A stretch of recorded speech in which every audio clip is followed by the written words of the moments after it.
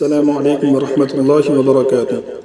آج کا پیغام حضرت سعد ابن ابی وقاص رضی اللہ تعالیٰ عنہ روایت کرتے ہیں کہ رسول اللہ صلی اللہ علیہ وسلم نے ارشاد فرمایا، تم جو کچھ اللہ تعالیٰ کو راضی کرنے کے لیے خرچ کرتے ہو تمہیں اس کا ثواب ضرور دیا جائے گا، یہاں تک کہ جو لقمہ تم اپنی بیوی کے منہ میں ڈالتے ہو اس پر بھی تمہیں ثواب ملے گا۔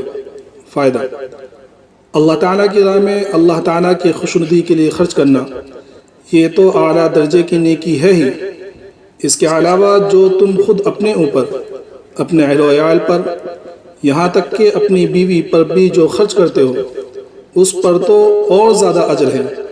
ایک تو صدقے کا ثواب اور دوسرا صلہ رحمی کا ثواب۔ یعنی بیوی کے منہ میں لقمہ ڈالنے کا مطلب یہ نہیں کہ اس کے منہ ہی میں ڈالا جائے، بلکہ اس پر خوش دلی سے خرچ کرنا مراد ہے۔